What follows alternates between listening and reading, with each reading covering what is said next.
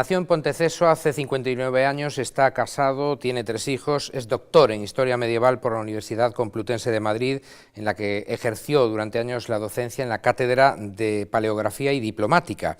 Especializado en Edad Media, genealogía y heráldica, es investigador del Centro Superior de Investigaciones Científicas. Estuvo destinado en la institución Milà i Fontanals de Barcelona y en el Centro de Estudios Históricos de Madrid también. Entre otros cargos, ha desempeñado el de vicepresidente del Comité Español de Ciencias Históricas, vicepresidente y asesor de la Comisión Heráldica de la Xunta de Galicia, miembro del Consello da Cultura Galega, miembro de la Real Academia de Historia de España, también de las Academias Internacionales de Heráldica y de la de Genealogía, y representante de España ante la Confederación Internacional de Genealogía y Heráldica. Desde 1995 es director del Instituto de Estudios Gallegos Padre Sarmiento y desde febrero delegado del CSIC en Galicia. Don Eduardo Pardo de Guevara, muy buenas noches. Muy buenas noches. Y bienvenido. Muy buenas noches, muchas gracias. Un placer que esté con nosotros. ¿Por qué cuando nos referimos al CSIC o a un investigador del CSIC siempre pensamos en un hombre de ciencias, en un matemático, en un químico, en un físico, en un farmacéutico? Bueno, esos son conceptos del siglo XIX, ¿no?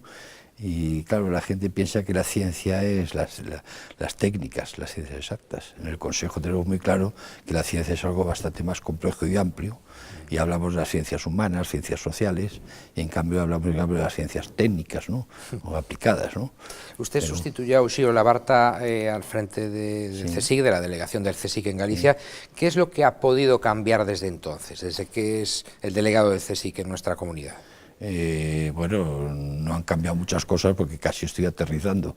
Quizás la gran noticia es los grandes recortes que hemos experimentado en el ámbito de la ciencia con los presupuestos generales del Estado. Y salvo eso, bueno, los cambios que pueda haber, pues los habrá en un plazo medio, fruto de las conversaciones, negociaciones que estamos desarrollando en estos momentos. Eran temas que estaban abiertos ya por Uxío Labarta y que naturalmente yo he asumido ahora. Todo el mundo habla de recortes, el CSIC tiene una plantilla en Galicia de alrededor de 500 personas. ¿Van a poder mantenerla con esa reducción de fondos y con los recortes presupuestarios o no? Bueno, cuando hablamos de recortes en la ciencia estamos hablando en términos muy generales, ¿no?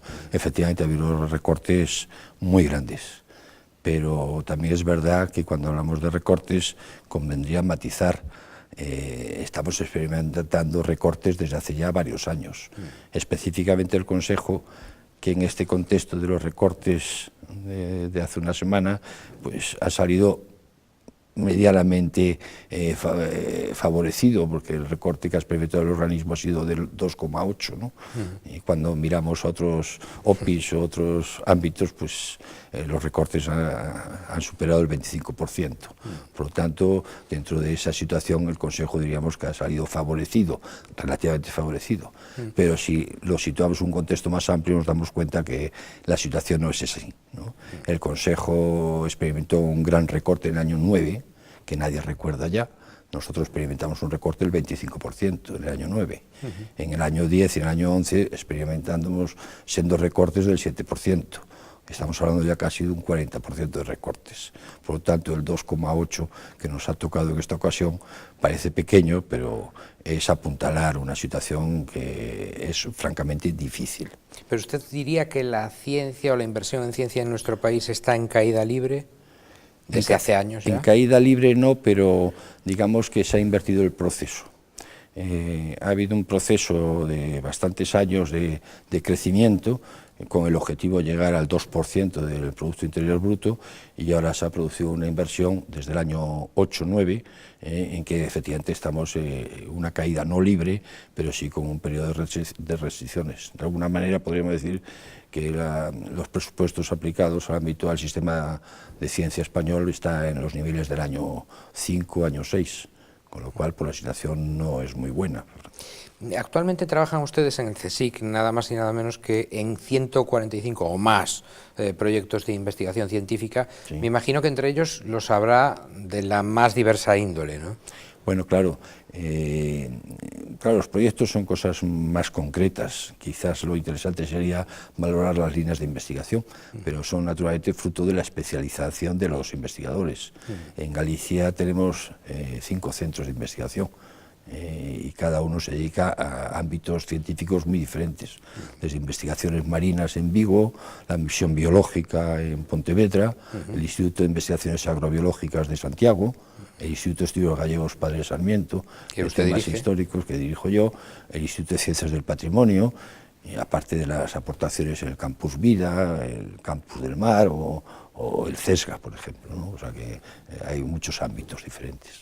Don Eduardo, ¿cómo podemos evitar la innegable y evidente fuga de cerebros que se está produciendo? Pues probablemente ese es el mayor drama que puede padecer el sistema de ciencia en España, ¿no? Porque luego no vuelven, claro, se instalan en otro país. Bueno, retorno vivienda, también hay, familia. ¿no? Pero claro, es que es un problema muy serio, ¿no? Probablemente, en mi opinión, vamos, por lo menos el gran problema que tenemos planteado con los recortes presupuestarios está en el ámbito del factor humano, claro, los recursos humanos, ¿no? Porque el problema de los aparatos o de los equipos científicos o de mantenimiento de edificios, etcétera, bueno, pues todo eso pues se puede uno aguantar el chaparrón en la medida de lo posible, ¿no? Pues si tenemos que aguantar con un ordenador más tiempo del debido, pues bueno, pues habrá que hacerlo. Si tenemos que viajar menos o participar en menos congresos, pues habrá que participar menos.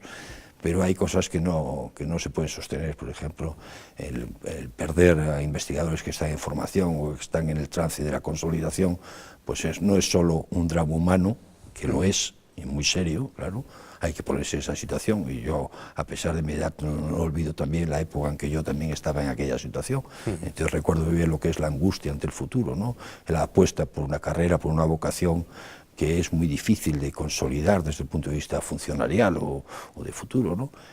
Pero luego está el problema de los equipos de investigación, equipos consolidados, equipos de excelencia, que pierden sus investigadores, tienes que volver atrás, tienes que partir de cero otra vez. Ese es el gran problema, en mi opinión, que, insisto, no es solo el drama humano, que ya eso ya es un capítulo enorme, sino lo que es el desvertebrar lo que es el sistema de la ciencia. Problemas también colaterales como el que han vivido los beneficiarios de las becas Parga Pondal o Ramón y Cajal en Santiago de Compostela, sí. Que por cierto no sé si está resuelto ese asunto ya. Creo que está medianamente resuelto, por lo que tengo entendido yo. Pero claro, no es un problema de voluntad personal. Yo he hablado con el rector de Santiago de este asunto, por ejemplo, y sé muy bien cuál es su padecimiento, digamos, ¿no? Es un problema de presupuestarios, es que si no hay, no hay. Ese es el problema, ¿no? Don Juan Casares Lón, que estuvo con nosotros también en su momento en este espacio. La inversión en I+D en España es bastante más baja que la de la media europea, de los países más desarrollados del continente al menos, y la inversión en I+D en Galicia es todavía más baja que la de la media española. ¿Cree que, a pesar de la crisis, habría que intentar hacer por todos los medios un esfuerzo por dotar a ese capítulo con más fondos o con todos los fondos que se pueda? Bueno, el objetivo que se plantea el gobierno de la nación desde hace ya bastante tiempo, no me refiero a un gobierno en concreto, es el llegar al 2%, que es digamos el porcentaje mínimo deseable, ¿no? Creo que el 3 es lo que recomiendan las autoridades yo hablo internacionales. Del porcentaje. Y Alemania está en un 2,90 y algo. Claro. Nosotros estamos en una situación, digamos, que a la cabeza del grupo, del grupo inferior, digamos. Del pelotón de los torpes. Exactamente, estamos a la cabeza del pelotón de los cortos, digamos así. Y el objetivo es llegar a esos porcentajes, pero no es fácil. Se hizo un esfuerzo. Si nosotros vemos la curva es ascendente desde el año 90 y pocos hasta el año 2008, pues bien, y vamos por muy buen camino. Ahora estamos desandando ese camino, ese es el problema, ¿no? Claro, pero no es fácil mantener eso. Pero no obstante, yo insisto en lo que decía, el problema no es tanto de los recursos, sino de esa parte de los recursos que se dedican a los equipos de investigación, a las personas, la parte humana. Ese es el problema, que es donde está la clave del éxito de la investigación, está ahí. No tanto en el equipo. Las máquinas. Las máquinas. El Instituto de Estudios Gallegos Padre Sarmiento que usted dirige, ¿a qué se dedica? Para que todo el mundo lo sepa, que no lo conozca. Bueno, el Instituto de Estudios Gallegos Padre Sarmiento se funda a comienzos de los años 40 sobre una institución previa, que es el Seminario de Estudios Galegos, que ha nacido en los años 20, y entonces ha experimentado, como todo, cambios en lo que es la orientación o las líneas de investigación, digamos así, ¿no? Digamos que el Instituto nace con la vocación de atender a lo que es la humanística gallega en general, desde el ámbito de la lengua, la literatura, hasta la etnografía o la arqueología, por ejemplo, ¿no? Pasando por otras muchas disciplinas humanísticas. Hoy, en la actualidad, en la última etapa, digamos, desde el año 2000 para acá, está fundamentalmente centrado en el ámbito histórico, en la historia de Galicia, desde la edición de fuentes, la elaboración de córporas documentales o monumentales, estudios de investigaciones de base, etc. O sea, tienen ustedes además historia, sí, hasta una página web, es decir, que están incorporados ya a las nuevas tecnologías. Sí. La tenemos, en este momento está cerrada, lo estamos reorganizando, pero efectivamente sí. El término genealogía viene del griego genos, raza, nacimiento, descendencia, pero su ciencia se asocia más bien al estudio de las familias nobles. Hace años que la historia utiliza, entre otros, métodos inductivos también, de ir de lo particular a lo general, del individuo a la colectividad. Ocurre también en genealogía, se estudia el origen de familias corrientes, si podemos decirlo así. Sí, claro, es que yo corrijo lo que ha dicho usted en relación con las familias nobles. La genealogía es, digamos, una disciplina, es una materia y es una disciplina a la vez, ¿no? Y como tal disciplina es una disciplina histórica enormemente interesante y útil, ¿no? Para el historiador. Es un instrumento enormemente útil para explicar muchas cuestiones de interés para el pasado, ¿no? Pero no necesariamente, por supuesto, tiene que centrarse en una familia noble. Se asociaba, ¿no?, en algunos casos. Bueno, porque la gente suele asociar el uso de escudos a la nobleza, claro. Pero eso en los siglos modernos. En la época medieval no era así. Y la genealogía es interesante en sí misma, sea de la familia que sea, claro. Naturalmente, ¿qué ocurre? Que una familia que tiene una posición social relevante, en la genealogía tiene un interés aplicado a la investigación histórica mayor que el de una familia sin relevancia. Lo que no quiere decir que la genealogía de la familia sin relevancia tampoco no tenga interés. Tiene interés también, claro. Y luego hay otra cuestión importantísima: la genealogía hay que construirla con documentos, y la huella documental la dejan los que tenían una cierta posición. Entonces, claro, eso explica que la genealogía se centre sobre todo en la nobleza. Porque ustedes emplean fuentes documentales, pero también fuentes orales. En ese sentido, sus investigaciones se convierten también en una especie de investigaciones de historiador, pero también de periodista, casi, ¿no? No, porque nosotros hacemos la genealogía medieval. Vamos, nosotros, me refiero al equipo que trabaja conmigo. Documental. Nosotros trabajamos en linajes medievales. Me refería en general a los expertos en genealogía. Claro, ¿no? Bueno, entonces, la genealogía es un mundo muy grande, aunque parezca que es una cosa muy específica, es muy grande, ¿no? Yo le estaba diciendo antes que la genealogía es muy interesante para percibir cambios en la sociedad, para percibir aspectos, por ejemplo, en lo que es la historia social del poder, por ejemplo, en Galicia, ¿no? Yo, por ejemplo, hice una investigación vinculada a Santiago, a los arzobispos de Santiago, y recuerdo bien que además el título luego de la publicación era Parentesco y Nepotismo. ¿Por qué? Porque yo estudié la genealogía y la parentela de 5 arzobispos compostelanos del siglo XIV y siglo XV, y descubrí que en el entramado parental pues había pues una docena de obispos, casi una veintena de deanes y arcedianos y medio centenar de canónigos, todos emparentados entre sí. Y no solo eso, sino luego los sobrinos y las sobrinas a su vez estaban asociados, de manera que podía construir una tabla genealógica de filiación y parentescos en la que estaban mezclados los 5 arzobispos a lo largo de 200 años. Por ejemplo, esto que he planteado para la Iglesia de Santiago en su día, pues se podría plantear para otras iglesias episcopados o para el ámbito de las ciudades, por ejemplo. Una ciudad como Betanzos, cuyas familias conozco bastante bien, en el siglo XIV y siglo XV, en realidad eran 4 familias que se repartían el poder de la ciudad. En la ciudad de los caballeros. Claro, y ahí la tuvieron controlada durante siglos, ¿no? Entonces el estudio de la genealogía te permite explicar mucho los mecanismos de promoción, de consolidación de las familias, la atomización, incluso ya por supuesto cuestiones de carácter demográfico, ¿no? O sea, hay infinidad de temas de enorme interés a los que te puedes aproximar con seguridad reconstruyendo las tablas de filiaciones y parentescos de las estirpes. Y temas de los que se habla actualmente, además, porque eso del nepotismo en política, fíjese usted. Claro, pues piense usted lo que acabo de decir sobre los arzobispos compostelanos, podríamos plantearlo hoy también. En cuanto uno araña un poco, descubre que hay verdaderas estirpes que viven de la vida pública, ¿no? También entre los catedráticos, por cierto, de universidad. Y los también, efectivamente. Es lo que llamamos la endogamia, ¿no? Sí, sí, la endogamia académica. Los condes de Trastámara, Lemos, Sarria, los señores de Cela y Violante de Aguiar, los Pazos, los Escudos. Galicia es un paraíso para el estudio de los expertos en genealogía y en heráldica. Yo creo que sí. Por los escudos de los Pazos, claro.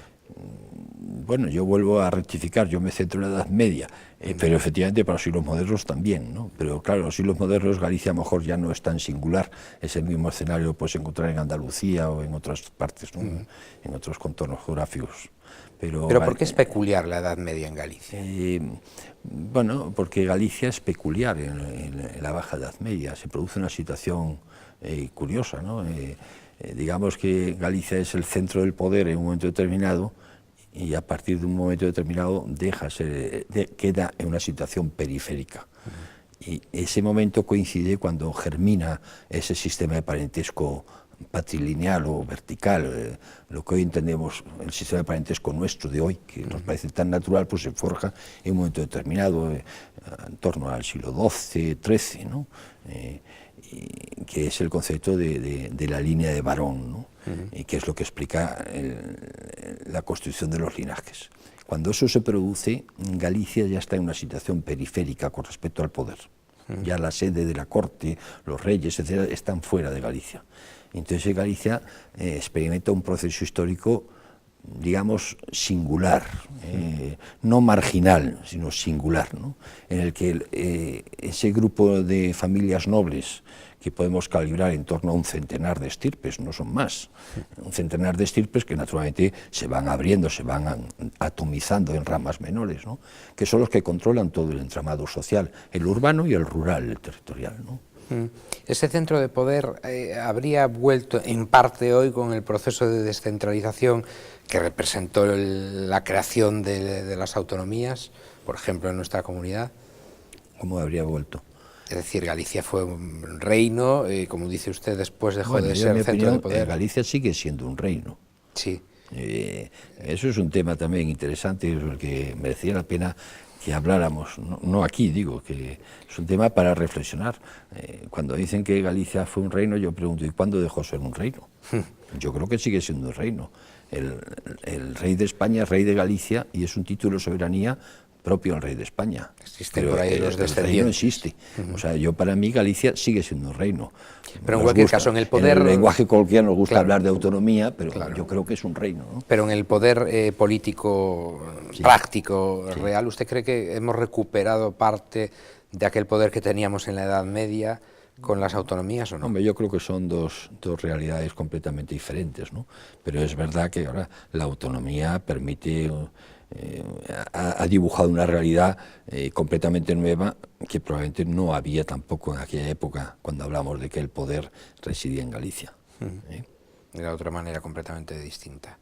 Creo que la influencia de los gallegos en América se retrotrae mucho más allá de lo que el común de los mortales pensamos, ¿no? Siempre asociamos a la emigración en los años 50, 60, 70, pero nuestra influencia, además creo que importante allí, es de hace muchos más años, ¿no? Sí, me gusta mucho esta pregunta porque hace poco organicé yo en el Instituto Padre Sarmiento un ciclo de conferencias que titulamos además así, Luces olvidadas en el Nuevo Mundo, y hablaba de gallegos y nobles en la América virreinal, ¿no? Efectivamente, en cuanto analizas un poco la cuestión te das cuenta que los gallegos estuvieron ya desde el primer momento en el Nuevo Mundo, incluso en el periodo de la conquista, se sitúa en torno a hasta 1550, ¿no? Ahora, el protagonismo real de los gallegos es más tardío. A finales del siglo XVI es cuando nombran al primer virrey gallego. Pero a partir de esas fechas de finales del siglo XVI, la presencia de los gallegos fue extraordinariamente importante. Fue una avalancha de personajes de primer nivel de la sociedad gallega que se trasladaron allí y ejercieron todos los niveles de la administración del poder de la América virreinal, fue ejercido por gallegos. Y realmente hay biografías que te deslumbran, ¿no? Y realmente sientes verdaderamente admiración. En cambio, lo que te produce la contrapartida, ¿no? Lo que te produce una cierta pena, un cierto pesar, es cuando ves, tú vas por América, vas por México, por ejemplo, y Vasco de Quiroga, pues es un personaje que tiene plazas, pueblos, universidades con su nombre. Aquí en Galicia nadie recuerda quién era Vasco de Quiroga.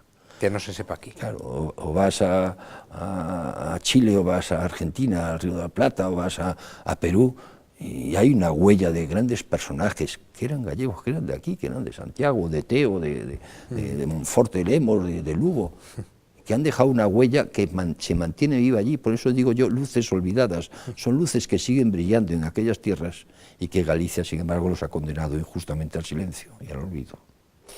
Don Eduardo Pardo de Guevara, estaríamos charlando con usted mucho tiempo, naturalmente. Gracias por haber estado con nosotros. Lo dejamos, lo que se nos haya quedado en el tintero, para una próxima ocasión. Gracias. Muy buenas noches. Muchas gracias. Y ustedes ya saben que tienen una cita aquí en Popular Televisión Galicia, Nove Acción, a eso de las 9:30 de la noche, de lunes a jueves. Que pasen una feliz jornada, lo que queda de ella.